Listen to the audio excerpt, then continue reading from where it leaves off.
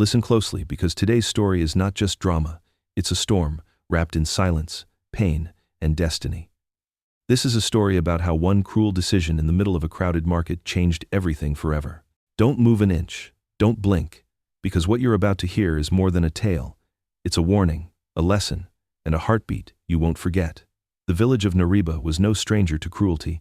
In Nariba, cruelty wasn't hidden, it was a sport, an open secret dressed in gossip. Everyone knew it, everyone saw it, but nobody dared to stop it. That day, the market was alive, traders shouting prices until their throats cracked, women fanning smoke from roasting corn, goats dragging ropes while children chased after them. It was chaos, yes, but it was life. Yet, in the middle of that chaos, a scene unfolded that froze every sound. Her name was Lena. She was barely 16, thin as a reed, her dress torn and her bare feet hardened by years of walking where love never followed. Lena was not just another face in the crowd, she was the shadow everyone pitied in silence but feared to help. Orphaned on her father's side, abandoned by her mother's kin, she lived under the roof of her stepmother, Malikika. And under that roof, Lena wasn't raised, she was used. That day, Malikika's anger boiled over like oil in a hot pot. Her sharp tongue, bitter as unripe mango, lashed out first. Then her hands followed. She struck Lena in the open square, her voice slicing through the air louder than the traders. "You useless rat," she screamed, slapping the girl so hard the sound echoed. The crowd went silent. The goats stopped bleating. Even the flies seemed to pause mid-air. Lena stumbled to the ground, her knees kissing the dust. The villagers? They stared. They whispered. But no one moved. In Nariba, someone else's pain was entertainment, a scene to watch before heading home. Malikika wasn't finished. She yanked Lena by the arm, shaking her like a rag doll. "I should have left you to rot. You think you deserve food? You think you deserve life?" Her words fell like stones. But then, something shifted. From the far end of the market, a man dismounted his horse. His name? Cartau. Cartau was a mystery in Nariba. He lived on the edge of the village, past the baobab tree, on a lonely farm that smelled of soil and silence. He was respected for his strength, feared for his silence, and avoided because solitude clung to him like a shadow. Some said he chose to be alone, others whispered that life had forced him into it. No one really knew. But everyone respected the way his presence carried weight without words.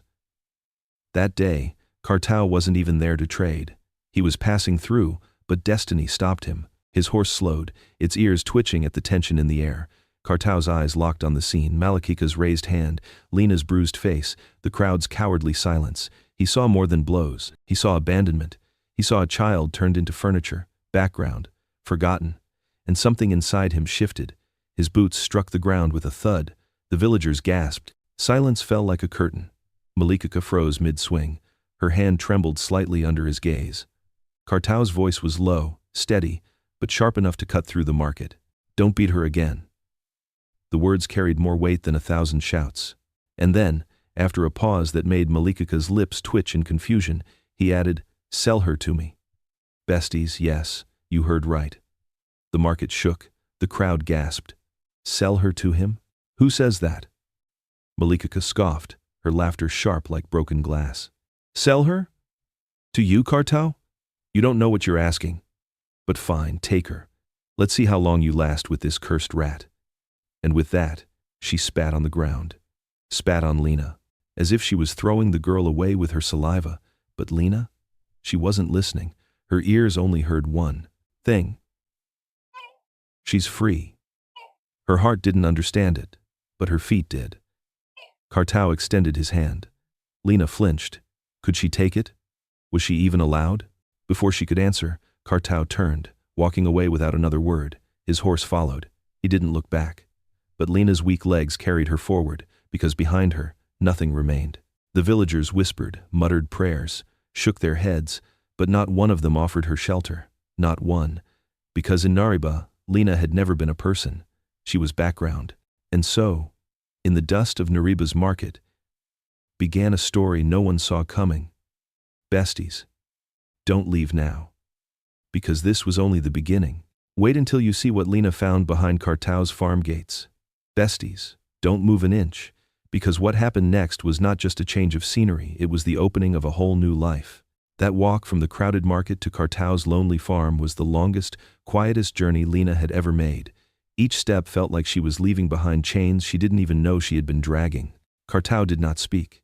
He didn't order her forward, didn't demand gratitude, didn't even glance back. His steps were steady, his silence louder than any sermon. But every few moments, his eyes flickered sideways just to check if she was still behind. And yes, she was. Bruised, limping, dusty, but still moving. The road stretched long. Dust rose around their feet. The air carried the smell of roasted yam from distant homes. The villagers who passed them stopped to stare, their whispers sharp as blades. Cartau took Malikika's stepdaughter? Bought her like a goat? Ah, that girl will finish him, you'll see. But Cartau kept walking, and Lena she kept following. Finally they reached it, the wooden gate of Cartau's farm, old, weathered, but strong. The gate creaked as he pushed it open, and the sound echoed like a drum announcing change. Even the wind seemed to hush, waiting. "Stay here," Cartau said simply. He pointed at a small clay house with a porch shaded by crooked beams. "There's bread, water, a bed. Take it if you want." That was all. No lecture, no pity speech, just plain words. Lena hesitated, her hands trembling. She had never been offered choice. She was used to commands, insults, punishment. Could she walk into a house without fear? Could she really touch a bed without being slapped away? Her bare feet carried her inside. The door shut softly behind her. The room was simple. A wooden bed covered with a faded blue sheet, a jug of fresh water, and a folded mat in the corner. Nothing fancy, but compared to Malikika's house, it was paradise. Lena sat on the bed, staring at her palms raw, blistered, still stained with dried blood. Then her fingers brushed against the sheet. White, smooth, clean. She froze, afraid to stain it with her existence. But the sheet did not push her away. It welcomed her. That night, for the first time in forever, Lena slept without tears. No nightmares, no screams. Just sleep. And sometimes, besties, that alone is enough to begin again. Outside, Cartau stood under the darkening sky. His eyes searched the clouds as if they held answers. He had bought freedom with nothing but his voice, and now he had no idea what to do with it. His hands, rough from farming, had always built fences, tilled soil, mended tools, but now they had unknowingly mended a broken soul, and he didn't even know where to start. The days that followed were quiet. Lena did what she always knew work. She woke before the sun, swept the porch, fetched water, scrubbed pots until her fingers ached. Not because anyone told her to, but because work was the only language her body understood. She moved like a shadow, always expecting Cartau to bark an order or throw an insult, but he never did. As for Cartau, he left at dawn before the rooster had even cleared its throat. He returned when the sun was tired, his straw hat tilted low, his silence deep as a well. When he walked in, Lena lowered her eyes. He walked past without a word. Yet there were signs. One evening, he left a loaf of warm bread on the table. He didn't say a word, just walked outside to tend to the animals. Lena touched it with trembling fingers, nibbling slowly, expecting at any moment a slap to snatch it away. But the slap never came. The next day, another loaf appeared. And again. And again. Then, one night, Lena coughed lightly in her sleep. By morning, a folded blanket lay at the foot of her bed, Cartau's own. He didn't mention it. She didn't thank him, but she pulled it over her shoulders and, for the second time in her life, slept without tears. Besties, small things matter. Bread. Blankets. Silence that doesn't punish. That is how healing begins. And so, the house that once carried only solitude began to change. Lena opened the windows wide, letting air flow in. She lined clothes neatly on ropes outside. She placed wildflowers from the edges of the farm into clay pots on the porch. No one told her to. She just did it. Cartau noticed. Oh yes, he noticed. Every detail. But he never said a word. One evening, as the sun bled red over the horizon, Cartau returned to find the old wooden gate repaired, its loose rope tightened, its hinges oiled. Lena was in the garden, her back bent, her hands busy pulling weeds. For a long moment, he stood there, just watching. Then he went inside without comment. That night, silence filled the dinner table as usual, only broken by the clinking of spoons. But suddenly, a whisper slipped out of Lena's lips, her first words in that house. "Thank you, for the room." Her voice was so low it could have been mistaken for the wind. But Cartau heard it. He didn't reply with words. Instead, he rose from his seat, fetched a fresh candle, and placed it beside her bed. A small gesture. But to Lena, it spoke louder than 1,000 speeches. I heard you. I see you. Besties. Don't move. Because this silence between them was no longer emptiness. It was becoming a bridge. And what waited on the other side of that bridge would change both their lives forever. Besties, lean closer because this is where silence stopped being empty and started speaking louder than words. What you're about to hear will make you believe that sometimes healing doesn't begin with noise, it begins with quiet bread left on a table and a blanket folded at the edge of a bed. In the first days at Cartau's farm, Lena lived like a shadow. She swept the porch, washed the pots, fetched water, and mended small things she found broken. Nobody told her to her body simply moved the way it had been trained, always anticipating scolding. But here, there was no scolding, only space. Cartau, on his part, left early each morning, a hoe slung across his shoulder, his boots heavy with dust. He worked the fields until the sun bent low, then returned quiet, his presence filling the air like thunder that never struck. He didn't demand food, didn't ask about chores, didn't even speak much at all. But, besties, his silence was different from Malikika's cruelty. This silence did not choke, it made space. One evening, as Lena scrubbed a blackened pot in the yard, Cartau paused. The sun hit her face, sweat running down her temples, but she scrubbed until the pot gleamed like silver. To anyone else, it was just cleaning. But to him, it was more. He saw a girl who had been beaten, spat on, dragged through dust, yet here she was, scrubbing not just the pot, but her dignity back into existence. That night, without a word, he left an extra blanket in her room.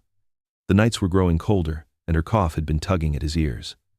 Lena noticed, of course, but she didn't speak. She just pulled it close and, for the second time in her life, slept without tears. The days moved like this, quiet gestures passed back and forth like secret notes. Cartau left bread. Lena cleaned the farm. He fixed fences. She brought wildflowers into the house. He placed candles.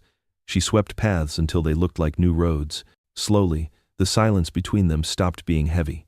It became a bridge, a language only the two of them understood.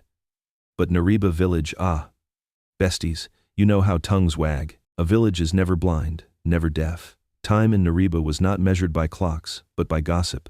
And gossip, my dears, moves faster than harmattan wind. Soon the whispers began. Did you see Cartau? He took that stepdaughter from Malikika's hands like he was buying a goat. He bought himself a wife. That quiet man finally showed his true colors. She is young, fresh. That's why. The women laughed, not loud, just enough to sting like pepper in fresh wounds. They whispered at the riverside, at the market stalls, under the mango tree. But never to Cartau's face, because everyone knew Cartau was not a man to toy with. His silence was heavier than curses. Still, Lena felt their eyes. She caught their bent smiles, their pointed fingers. And though she didn't answer, their whispers stuck like burrs to her skin. She didn't want to be invisible anymore, but neither did she want to be a spectacle. So she worked quietly, living in between, haunted by her past, hesitant about her future.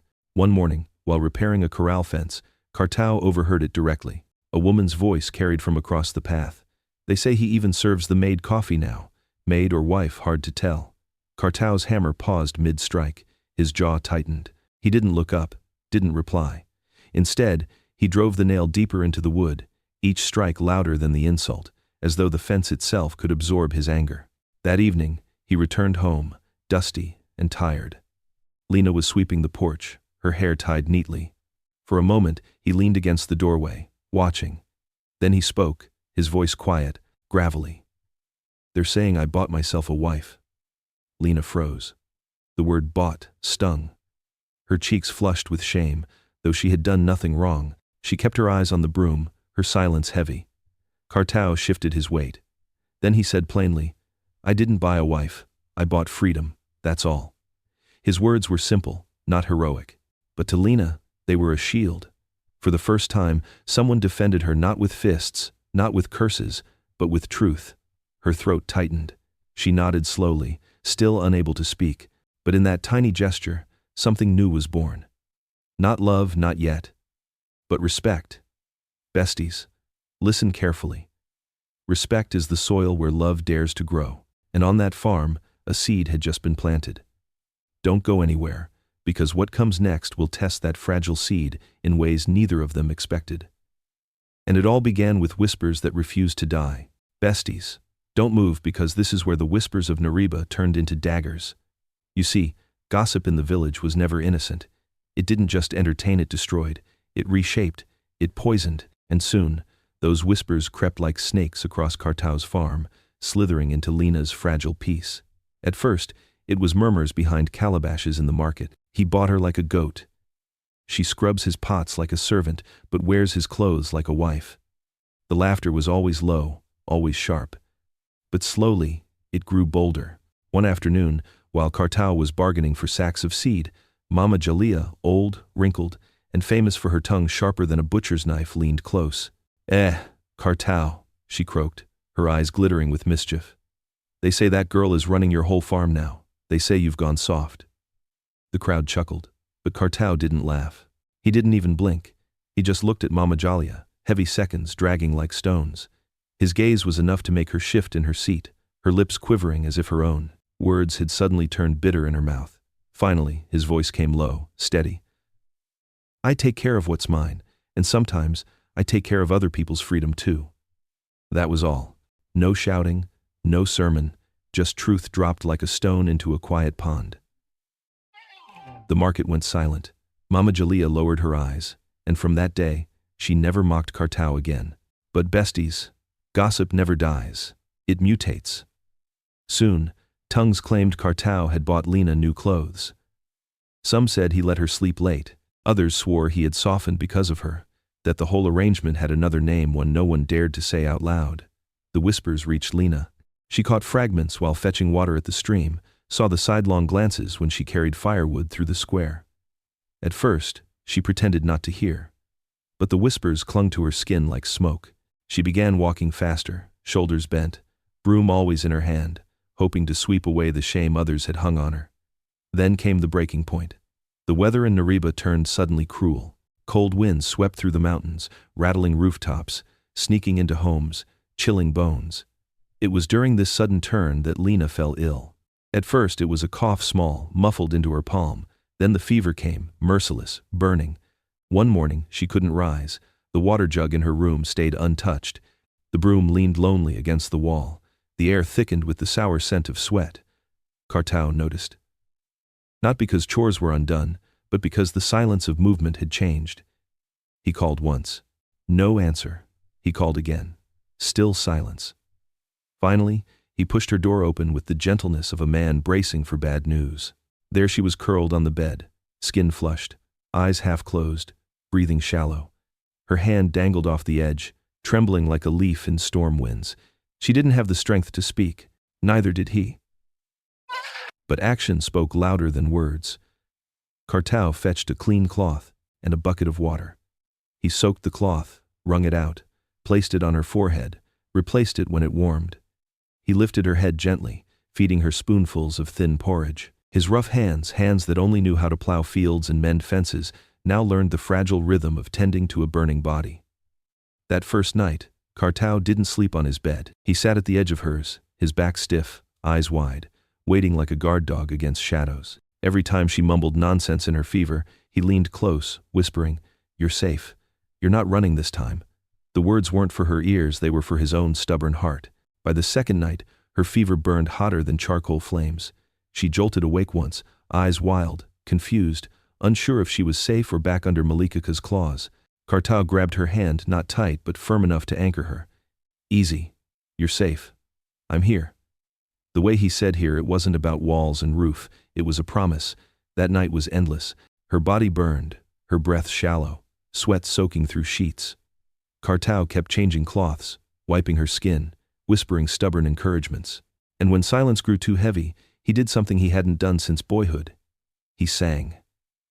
His voice was rough, broken, more gravel than melody, but he hummed the lullabies his mother used to sing when fever once dragged him toward death. And though the words cracked, the stubbornness in them was enough to hold her. "Not this girl," he muttered.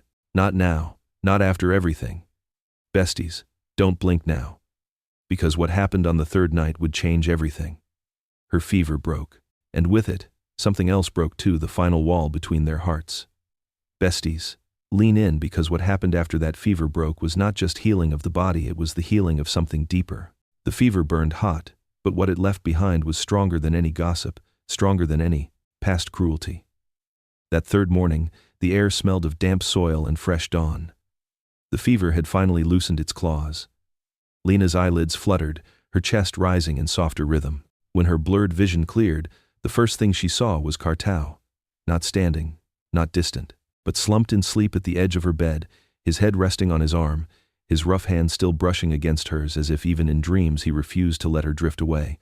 Lena lay still, staring. She had lived her whole life unseen, unguarded, unwanted. Yet here was a man who had kept watch through 3 long nights. Not because she was useful, not because she could fetch water or scrub pots, but because she was simply alive. Her throat tightened. No tears came, her body was too weak, but her heart felt something it had never dared to feel before. Safety. When Cartau stirred awake, his body ached like he had wrestled with shadows. His eyes, however, carried quiet relief. He stood slowly, stretching the stiffness from his back, then disappeared into the kitchen. Soon he returned with a steaming cup. "Drink," he said. His voice was rough, but firm. Lena sniffed the bitter scent and wrinkled her nose. "What is it?" she whispered. "Mwansa leaf tea." "Disgusting, but it heals." She sipped reluctantly. The bitterness bit her tongue, making her cough. She glared weakly at him, her eyes narrowing. For a moment, the corners of Cartau's lips lifted, not a full smile, just a crooked twitch. But in Nariba, even that was a miracle. The villagers swore the man didn't even know how to smile. Days passed. Strength crept back into Lena's body like water filling a dry jar. Color returned to her cheeks. Her cough softened, her steps grew firmer. She no longer bent like a broken reed, she stood straighter. Cartau never spoke about those nights. He simply returned to his fields, his silence steady. But something had shifted. When he left bread on the table, there was often a wildflower. Beside it now, yellow, carefully picked. Lena noticed. She didn't ask. She didn't dare. But she noticed. And she began to change too. She woke not with dread, but with purpose. She swept floors not because she feared a slap, but because she wanted the house to shine. She scrubbed clothes and lined them neatly outside, not as a servant, but as a woman reclaiming space. Her hands touched the clay pots, the wooden beams, the garden soil, and with every touch, the house breathed differently. It no longer smelled of loneliness. It smelled of life. Besties, pay attention. The fever hadn't just broken her weakness. It had broken the wall between them. One Saturday afternoon, Cartau returned from the market carrying something wrapped in cloth. He placed it quietly on her bed and walked away without a word. Later, when Lena opened it, her fingers trembled. Inside lay a dress. Blue. Simple. Scattered with tiny white flowers. Her heart stopped. The fabric was soft, delicate. Too beautiful for her hands. Too impossible for her life. Fear filled her chest. Not for me, she thought. She folded it quickly, hid it away in a drawer, and pretended she had never seen it. But Cartau noticed. Of course, he noticed. That night, as he stirred the fire, his voice came low. "If you don't want to wear it, that's fine, but you should know, you deserve nice things." Lena froze. His words pressed heavier than the dress. Her lips parted, trembling. I'm not worthy of that."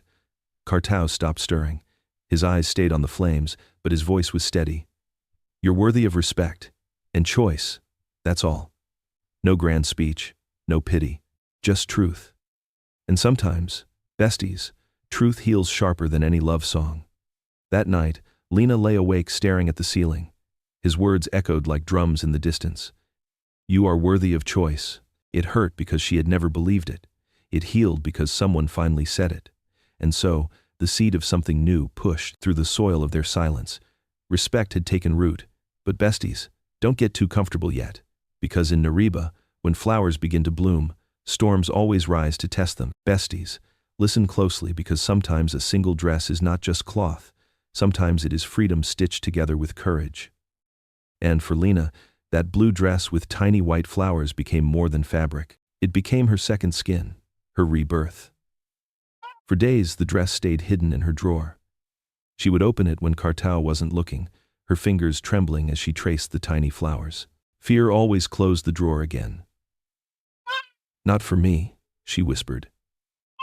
But one cloudy Sunday morning, something shifted.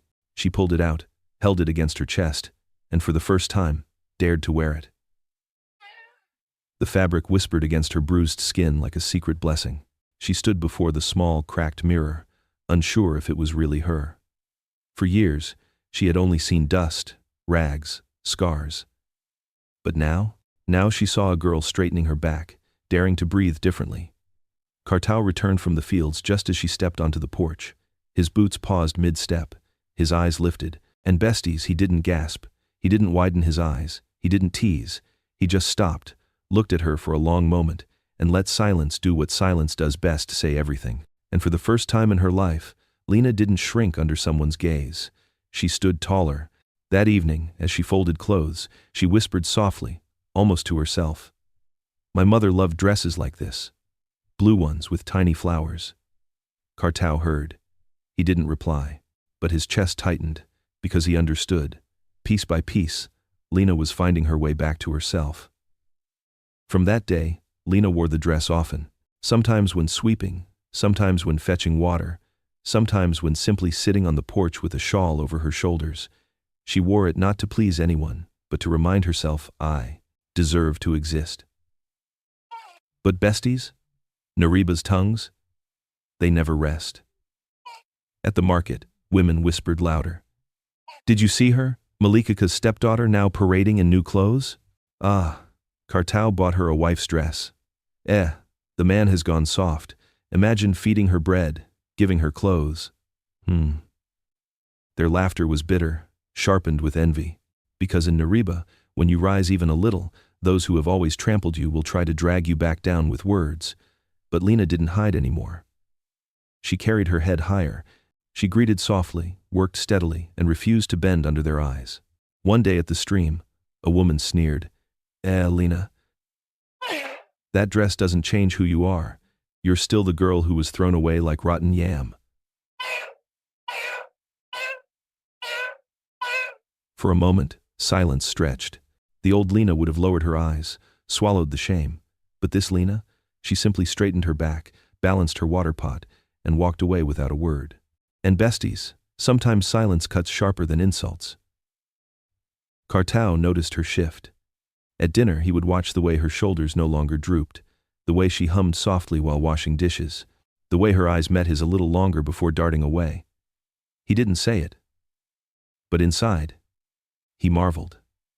The gossip reached him too, of course. One afternoon at the market, Mama Jalia, bold as always, smirked at him. "They say that girl is running your farm now, and they say you've gone soft, Cartau." The crowd waited, eager for his reaction. Cartau simply fixed his heavy gaze on her until her lips faltered. Then he said, slow and steady, "I take care of what's mine, and of those who have no one else." The market went silent. Mama Julia shifted on her stool. Nobody dared laugh. Back at the farm, life continued. But it was different now. The silence that once haunted the house had turned into peace. Bread appeared on the table with wildflowers beside it. Clothes fluttered neatly in the breeze. A fragile yellow bloom Lena planted began to grow in the yard. And in Nariba, people noticed. Oh yes, they noticed. They whispered, they speculated, they pointed. But behind those whispers, something undeniable was forming. Lena was no longer background. She was becoming a presence. Besties, don't blink, because the dress was only the beginning. What came next would test Lena's newfound dignity and Cartau's quiet shield against a storm neither of them saw coming. Besties, don't move an inch, because if you thought gossip was the only storm in Nariba, you're wrong.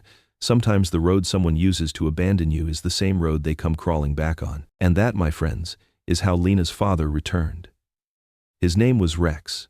Years ago, he had vanished, no letter, no visit, no cough to prove he was still alive. He had abandoned Lena into Malikika's claws, leaving her to suffer as though she was a sack of unwanted grain. In Nariba, people spat his name with disgust, that man who left his daughter to rot. So when he appeared again, dragging his feet through the dust of the market square, the village froze. He was no longer the swaggering man who once strutted about with charm and loud laughter. No, this Rex was bent, coughing like a broken engine, his face hollow, his shoulders sagging under shame, and in his trembling arms, he carried a baby boy. The child wailed, hungry and restless. His tiny fists beat against Rex's chest, demanding care. But Rex looked like he had nothing left to give, not even strength to breathe. The villagers, besties, you know them. Their eyes are sharper than hawks when scandal walks by. Some spat on the ground. Others shook their heads. Look at him carrying another woman's child while the daughter he abandoned lives like a servant. Shame. Nobody offered water. Nobody offered shelter. Because when you abandon your blood, don't expect the village to shade you from the sun when you return burned by life. Cartau was there that day, trading sacks of potatoes for seed.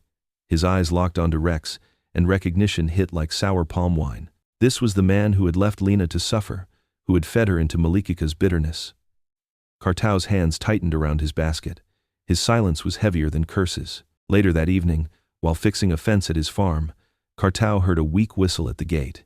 He looked up, and there Rex stood, smaller than memory, shrinking even more in the shadow of shame. His cough rattled through the quiet. The baby whimpered in his arms. "They told me." "She's here," Rex croaked. His voice cracked like dry maize husks.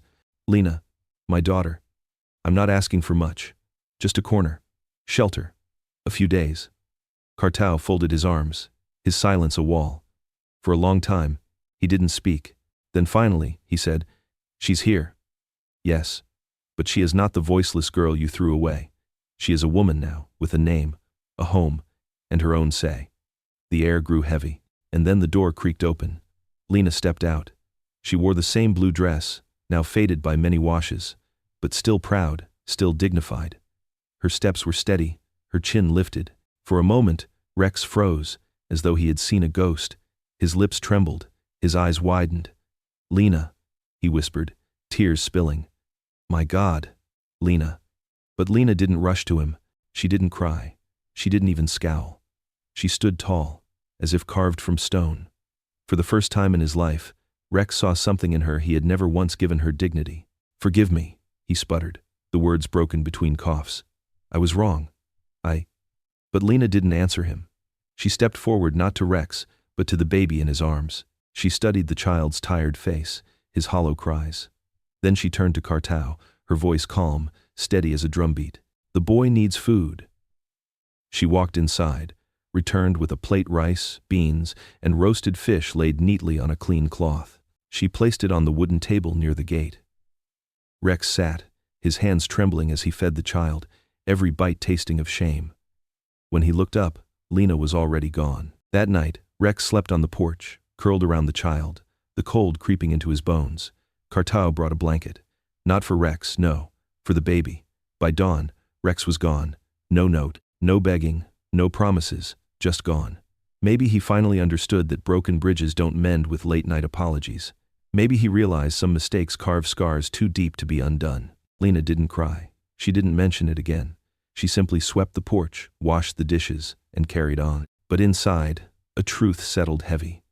The deepest pain is not the one that screams, it's the one that goes on living long after the scream has died. Besties, don't breathe easy yet, because fate wasn't done twisting the knife. Another ghost from Lena's past was about to return, and this time, it wasn't her father. Besties, hold your breath, because if you thought the return of Lena's father was shocking, what happened next was even more haunting. You see, life in Nariba has a way of flipping the table. Those who once sat like kings often crawl back as beggars. And so, after years of cruelty, Malikika, the woman who raised her hand and her tongue like weapons, returned. But this was not the Malikika the village remembered. Gone was the sharp-tongued queen who barked orders across her compound. Gone was the woman dressed in fine wrappers, dripping with jewelry, laughing loud at Lena's pain. That Malikika had been swallowed by hunger, stripped by life itself. One dusty evening, as the sky burned red with sunset, Malikika appeared at Cartau's gate. She walked barefoot, her hair wild, her wrapper torn, her body thin as a broomstick. Her eyes were hollow, her lips cracked. Pride had abandoned her long before her feet carried her here. She did not knock, she just stood there, trembling, waiting to be noticed. Lena stepped out of the house, her apron dusted with flour. Their eyes met. Between them rose the past, sharp, bitter, unrelenting. Malikika's lips quivered. Her voice, once thunderous, was now a hoarse whisper. "I need food. I have nothing." The words dropped heavy. For a long moment, silence hung between them like a blade. Cartau stood at the cattle pen, watching, but he did not move. He knew this moment belonged entirely to Lena. Lena's chest rose and fell. She remembered the blows, the insults, the hunger Malikika forced on her. She remembered being spat on, being dragged across the square, being treated like background furniture. And now here was the same woman, begging with empty hands. Slowly, Lena turned back inside. On the stove, rice and beans simmered, a small piece of roasted fish at the side. She filled a plate, not fancy, but generous. She covered it with a clean cloth, placed it on a wooden tray, and carried it to the door. She handed it to Malikika. "Sit there," she said quietly, pointing to the bench under the mango tree. Malikika obeyed. Her fingers shook as she ate, each spoonful mixed with humiliation. Never in her wildest fears had she imagined this day, the day she would eat from the hands of the girl she once called cursed. But Lena didn't gloat, she didn't sneer, she didn't remind Malikika of her cruelty. She simply stood there, apron dusty, watching justice unfold, not through revenge but through survival. And in that silence, Malikika realized the truth. Cruelty had stripped her of everything, but the girl she had tried to break had grown into a woman whose strength was greater than her shame. When the plate was empty, Malikika sat quietly, her eyes on the ground. For a long time, she didn't move. Then she stood slowly, her voice trembling. "I don't know why you don't hate me." Lena turned just enough to look over her shoulder. Her voice was calm, steady as rain. "Because whoever carries hate has no room left to plant peace." And with that, she went back inside. Malikika shuffled away, her feet raising little clouds of dust. Nobody knows where she wandered after that day. Some said she left Nariba for good. Others claimed they saw her at the edge of a neighboring village, still broken, still silent. But what everyone remembered was that Lena had fed her once and fed her with dignity. That night, Lena sat in the yard, steady as the moon. Cartau brought 2 cups of hibiscus tea and set one beside her. For a long time, they sat in silence, watching the fireflies blink in the dark. Then Cartau spoke. "Today, you showed more courage than most people manage in a lifetime." Lena didn't answer. She didn't need to. The light in her eyes said everything. "Besties, listen closely." That night, Lena wasn't just strong, she wasn't just kind. She was free. And freedom, for someone who had once been treated like a possession, is louder than revenge, stronger than shame, and brighter than gossip. But don't relax yet, because Nariba was about to face a drought so cruel it would test not just their stomachs, but their souls. And on Cartau's farm, love and survival were about to collide. Besties, don't blink now, because love is not only tested by people, it's tested by the sky, by the land, by hunger itself. And when the drought came to Nariba, it came like a thief, stealing hope grain by grain. At first it was whispers in the wind. The rains delayed, the soil cracked, the air grew hotter. Farmers muttered, it will come next week." But weeks stretched into months, and the sky stayed dry, stubborn as a closed fist. The earth split open, lines of thirst running through the fields. Leaves drooped, goats moaned, cows grew thinner by the day. Even the birds grew quiet, their songs replaced by croaks of desperation. In the village square, elders gathered under the mango tree, shaking their heads. "This year will starve us all," they murmured. "Better tie our belts tighter, better pray harder." But Cartau was not one to join the chorus of panic.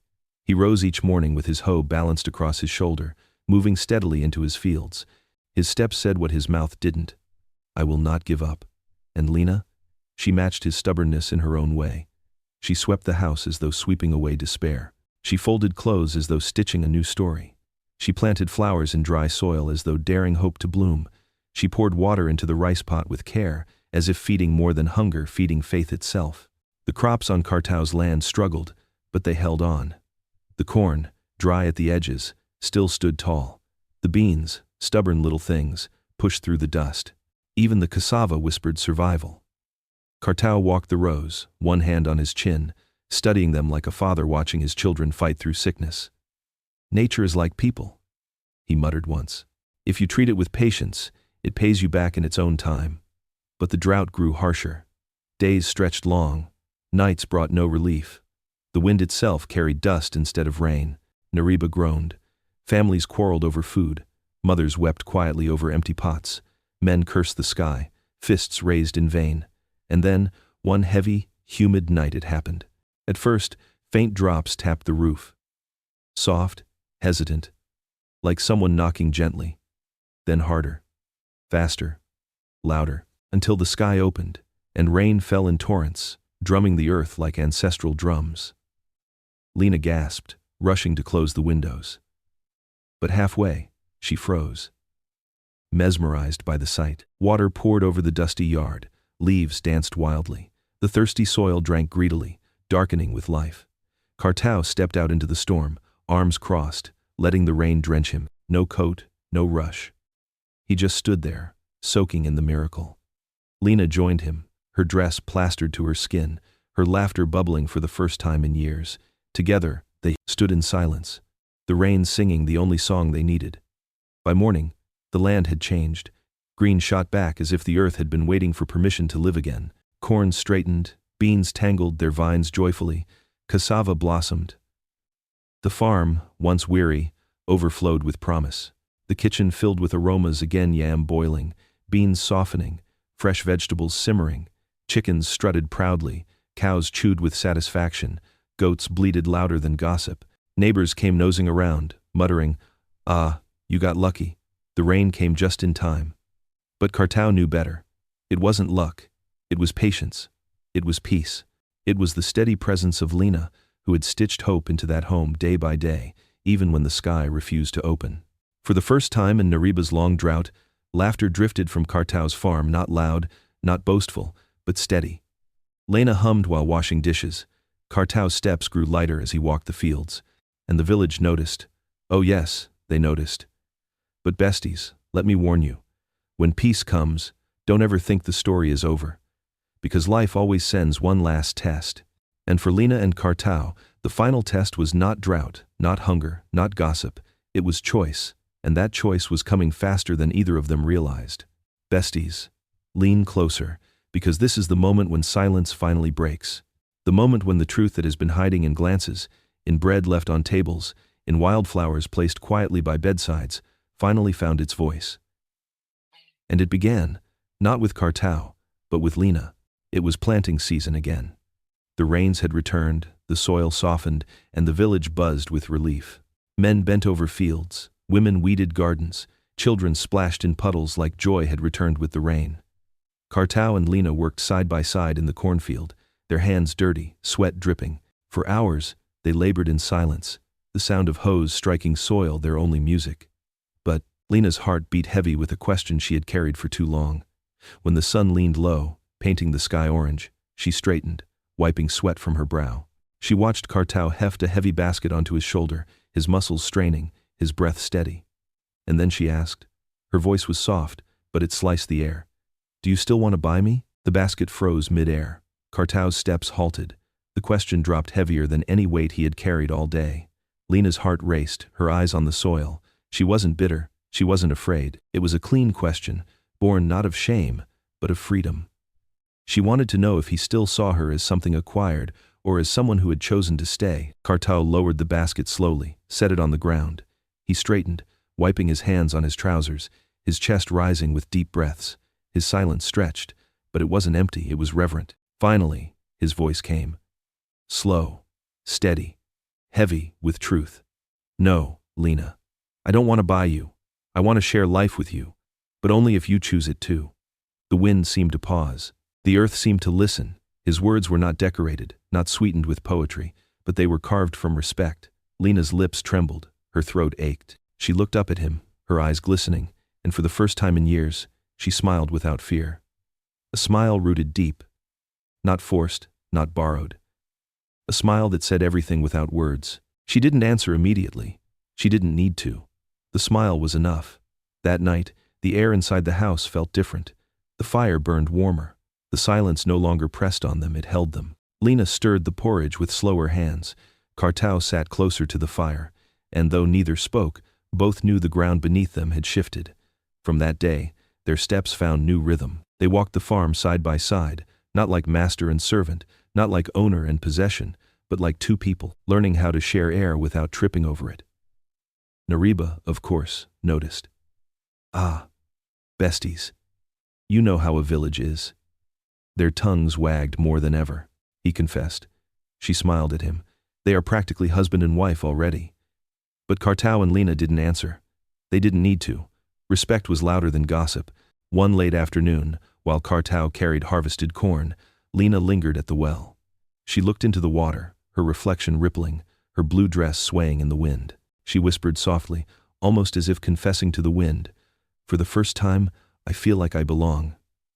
Cartau, passing by, caught the words. He didn't speak, but something tightened in his chest. That night, he left not just bread and wildflowers on her table. He left a small, carved wooden figure, a bird with wings spread. He had whittled it by hand, rough but beautiful. When Lena found it, her eyes filled. She touched it with trembling fingers, whispering, "Free. Besties, don't forget this. Love does not always arrive with fireworks and trumpets. Sometimes it arrives like a seed, buried in silence, watered by patience, and only later blooming into something undeniable."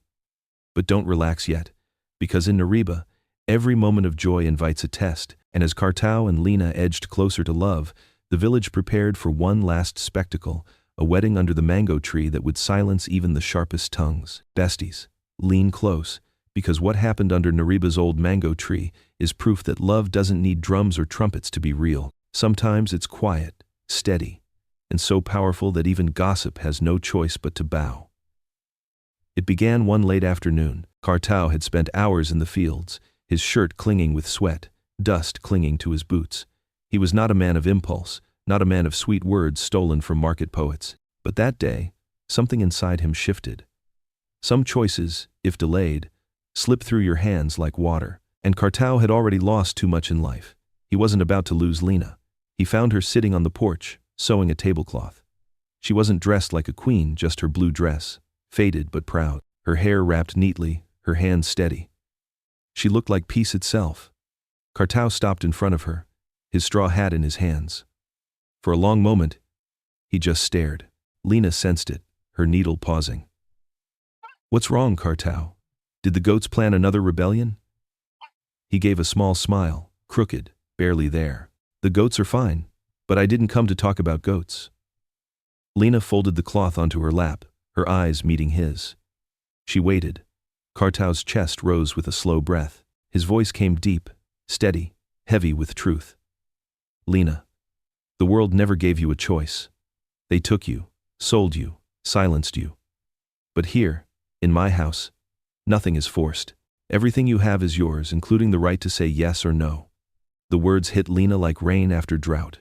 Her heart thudded, her throat tightened. He wasn't offering pity. He wasn't dangling freedom like a prize. He was simply saying, "You are yours first." She rose slowly, her eyes never leaving his.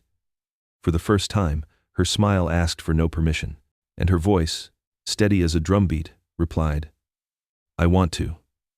No music played. No fireworks lit the sky, but the wind seemed to pause, the mango tree swayed as though dancing, and even time itself leaned in to witness. Besties. The wedding was simple because Nariba did not know glittering halls or golden rings, but it was powerful. The villagers gathered under the old mango tree, the same place where elders settled disputes, where gossip spread like wildfire, where the whole of Nariba had watched lives rise and fall. Cartau wore his usual shirt, carefully washed. Lena wore plain cotton, neat and proud. Both were barefoot, honoring the soil that had carried them through storms. The same villagers who once whispered sharp gossip now stood, quiet, no sneers, no laughter. Because true love, when it arrives without drums, commands respect even from tongues that wag like restless goats. Old Agatha, the village midwife and keeper of Nariba's sharpest proverbs, raised her wrinkled hand to bless them. Her words were few, but heavy enough to last a lifetime. "May what began in pain bloom in peace. May the seed that was mistreated grow into a tree with wide shade." That was it. No chains disguised as vows, no written contracts, just truth, spoken under the shade of the mango tree. Of course, Malikika did not come. The stepmother who once ruled with cruelty had vanished weeks earlier, carrying her silence like a sack, too heavy for anyone else to hold. Nobody sent for her. Nobody cursed her either. Lena didn't need revenge. She had outgrown it. Her father, Rex, lurked at the edges of the village. Some said he slept under the market shed, thinner and quieter than ever. But he did not approach. Not this time. He had learned that forgiveness is not dragged into dinner, and so, under the mango tree, Cartau and Lena stood.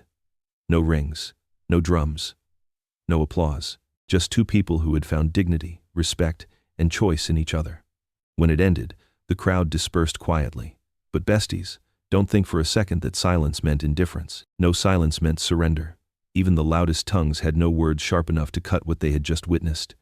That night, back at the farm, Cartau and Lena sat side by side on the porch. The fire crackled, the night hummed with crickets. He handed her a cup of hibiscus tea. She accepted it with steady hands. And when their eyes met in the quiet, it was clear Nariba's cruelest gossip had been silenced, not with revenge, but with love that stood steady as a tree. Besties, don't blink yet, because the final chapter isn't about weddings or gossip, it's about legacy, and how Lena, the girl once sold like a goat, became the woman who owned her story. Besties, don't move an inch. Because this final chapter is not just an ending, it is a reminder, a heartbeat, a lesson carved into the soil of Nariba forever. Life on Cartau's farm after the wedding did not suddenly become a fairy tale. The goats still escaped fences, the chickens still clucked like gossips who refused to rest, the corn still needed patient hands, and the beans still tangled themselves into knots. But there was something new, now lightness.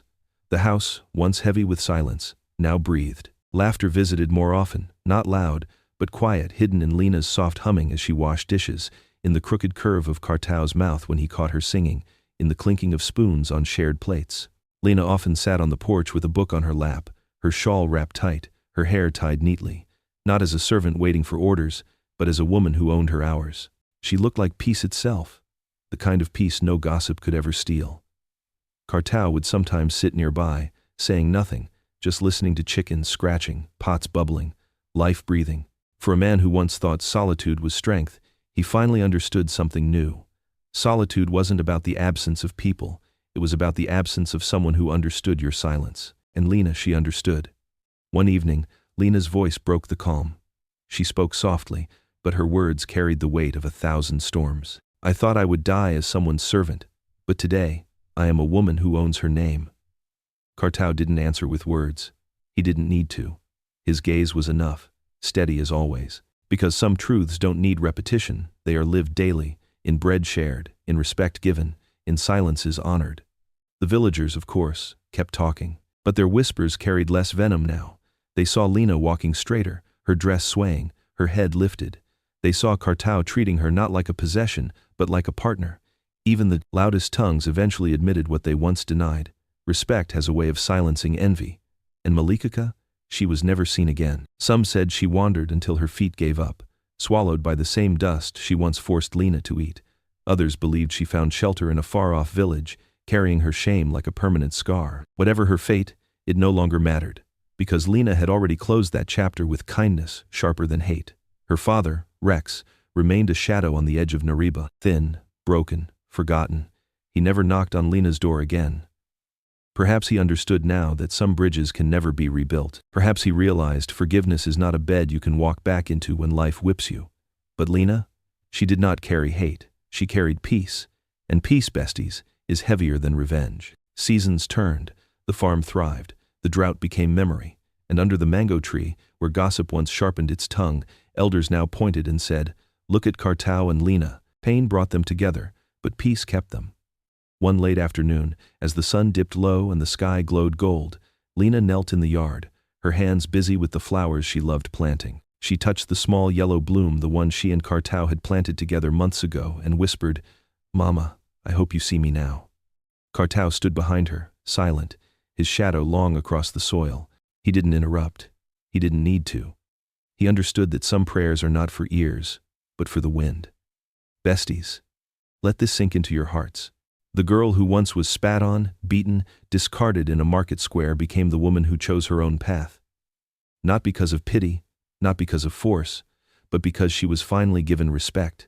She was no longer scenery. She was the story. And that, besties, is the lesson of Nariba. Justice doesn't always roar with swords or drums. Sometimes justice is warm bread on a table. Sometimes justice is a clean dress, hung to dry. Sometimes justice is silence that doesn't punish, but protects. So remember, the world may try to sell you cheap, may try to throw you away like rotten yam, but the day you realize your worth, the day you straighten your back and claim your name, that's the day you are free. And for Lena, freedom wasn't just leaving Malikika's cruelty. It wasn't just surviving her father's abandonment. It wasn't even marrying Cartau. Freedom was choosing peace over hate, dignity over shame, and planting flowers in soil that once only knew pain. Besties, thank you for staying with me till the very end of this story. Don't forget, life is full of lessons. Some are hidden in storms, others in silence.